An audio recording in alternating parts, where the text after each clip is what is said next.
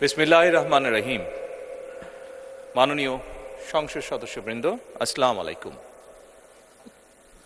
ফ্যাসিবাদের নির্মমতার শিকার অসংখ্য মানুষের কান্না আর হাজারো প্রাণের আত্মত্যাগের মধ্যে দিয়ে অবশেষে আজ থেকে পুনরায় যাত্রা শুরু হতে যাচ্ছে জনগণের ভোটে জনগণের কাছে জবাবদিহিমূলক সত্যিকার অর্থে জনপ্রতিনিধিশীল জাতীয় সংসদ। বাংলাদেশের জাতীয় সংসদের রাজনীতির এই ঐতিহাসিক মুহূর্তে আমি আল্লাহর দরবারে শুকরিয়া জানাই, যার অশেষ রহমতে আমরা একটি ন্যায়ভিত্তিক গণতান্ত্রিক মানবিক বাংলাদেশ প্রতিষ্ঠার লক্ষ্যে যাত্রা শুরু করতে পেরেছি। 1971 সালের স্বাধীনতা যুদ্ধের থেকে শুরু করে 2024 সালের দেশ এবং জনগণের স্বাধীনতা রক্ষার যুদ্ধ সহ এই পর্যন্ত দেশে গণতন্ত্র এবং মানুষের অধিকার প্রতিষ্ঠার সংগ্রামে যারা শহীদ হয়েছেন, ত্রয়োদশ জাতীয় সংসদ শুরুর এই যাত্রা লগ্নে আমি তাদেরকে কৃতজ্ঞতার সঙ্গে স্মরণ করছি। এই আন্দোলন সংগ্রামে যেসব মায়েরা তাদের সন্তান হারিয়েছেন, যেসব সন্তানেরা তাদের প্রিয়জন হারিয়েছেন, যেসব পরিবার তাদের সন্তান স্বজন হারিয়েছেন, যেসব আহত মানুষকে তাদের স্বাচ্ছন্দ্যের জীবন হারাতে হয়েছে, যেসব মানুষগুলো নির্যাতন, নিপীড়ন, রাজনৈতিক হয়রানি কিংবা মিথ্যে মামলা শিকার হয়ে সর্বস্ব হারিয়েছেন, আমি তাদের সকলের অবদানকেও কৃতজ্ঞতার সঙ্গে স্মরণ করছি।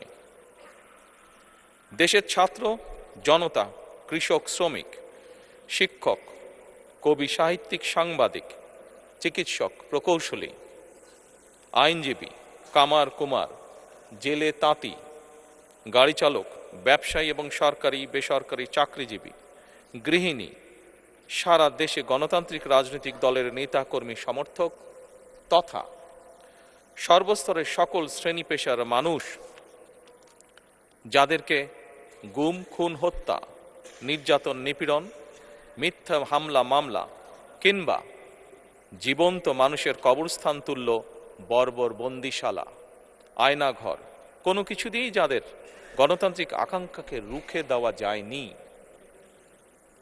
যাদের সাহসী ভূমিকায় দেশে পুনরায় গণতন্ত্র ফিরে এসেছে, আমি ত্রয়োদশ জাতীয় সংসদের এই যাত্রা লগ্নে দেশের স্বাধীনতা প্রিয় গণতান্ত্রিকামী বীর ছাত্র জনতাকে জানাই অভিনন্দন।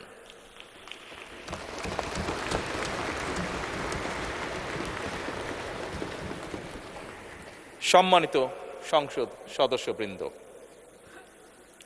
দেশনেত্রী মরহুমা বেগম খালেদা জিয়া জনগণের অধিকার প্রতিষ্ঠায় দেশে সংসদীয় গণতন্ত্র প্রতিষ্ঠা করেছিলেন, সংসদীয় গণতন্ত্রকে প্রাতিষ্ঠানিক রূপ দিয়েছিলেন। সেই গণতন্ত্রকে প্রহসনের রূপ দিয়ে জাতীয় সংসদকে হাস্যরসের খোরাকে পরিণত করা হয়েছিল। দেশে তাবিদারি শাসন শোষণ কায়েম করা হয়েছিল। দেশে সংসদীয় গণতন্ত্র এবং জনগণের অধিকার পুনঃপ্রতিষ্ঠা করার জন্য দেশনেত্রী বেগম খালেদা জিয়া জীবনের শেষ দিন পর্যন্ত লড়াই করেছেন। জীবনে কখনোই স্বৈরাচার কিংবা ফ্যাসিবাদের সঙ্গে আপোষ করেননি।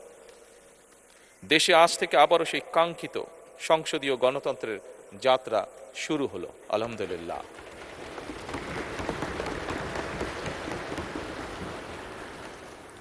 সংসদীয় রাজনীতি প্রতিষ্ঠাতা খালেদা জিয়া দেশ এবং জনগণের সাফল্যে এই শুভ মুহূর্তটি দেখে যেতে পারেননি।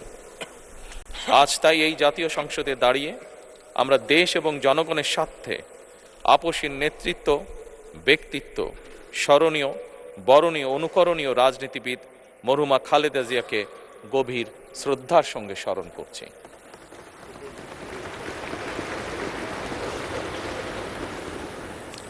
সম্মানিত সংসদ সদস্যবৃন্দ, দেশে বহুদলীয় গণতন্ত্রের প্রবক্তা এবং প্রবর্তক, স্বাধীনতার ঘোষক শহীদ প্রেসিডেন্ট জিয়াউর রহমানের একটি উক্তির কথা আপনাদের সামনে আমি স্মরণ করতে চাই।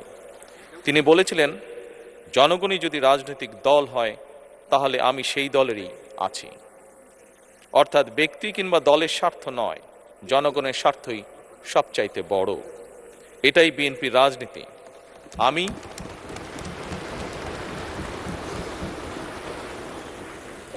আমি প্রথমবারের মতন বাংলাদেশ জাতীয়তাবাদী দল বিএনপি থেকে জাতীয় সংসদ সদস্য নির্বাচিত হয়েছে। জাতীয় সংসদীয় দলের নেতা নির্বাচিত হয়েছে। জাতীয় সংসদে দলের প্রতিনিধিত্ব করলেও প্রধানমন্ত্রী হিসাবে আমি এই জাতীয় সংসদে দেশের প্রতিনিধিত্ব করছি।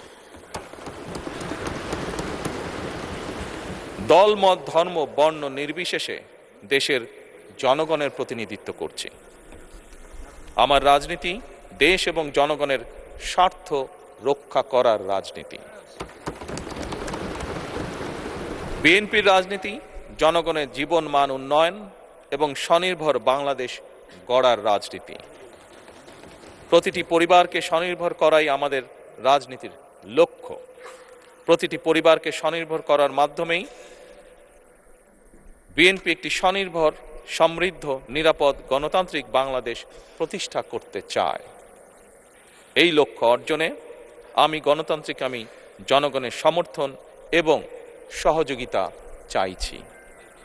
এই মহান জাতীয় সংসদে সকল দলের নির্বাচিত প্রতিজন সংসদ সদস্যের সমর্থন এবং সহযোগিতা আশা করছি।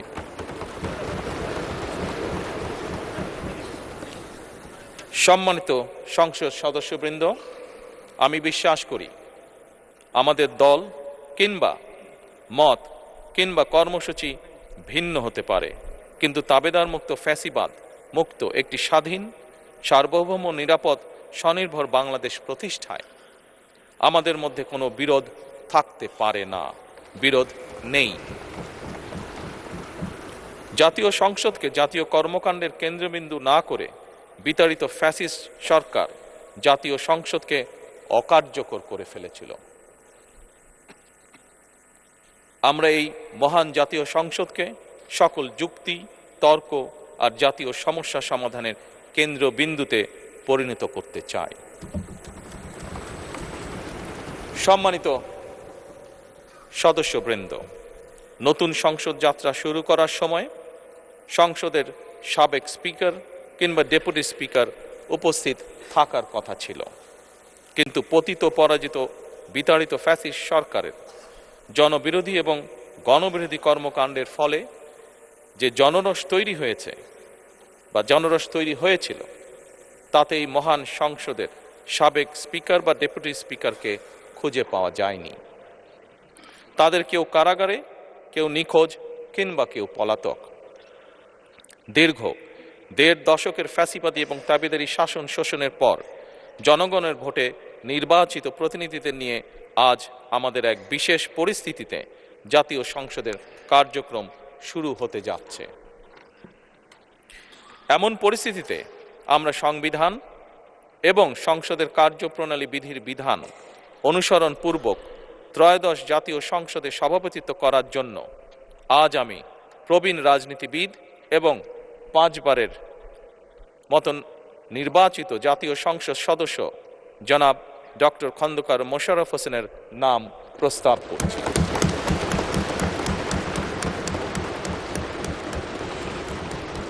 সম্মানিত সংসদ সদস্যবৃন্দ, আমাদের সংসদীয় রীতিনীতির ইতিহাসে এই ধরনের পরিপ্রেক্ষিত নজিরবিহীন নয়।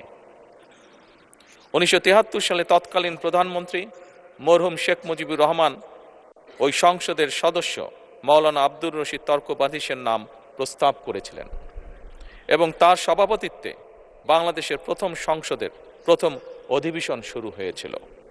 আমি জাতীয় সংসদের সকল সম্মানিত সদস্যকে স্বাগত এবং ধন্যবাদ জানাই। আল্লাহ হাফেজ। বাংলাদেশ জিন্দাবাদ।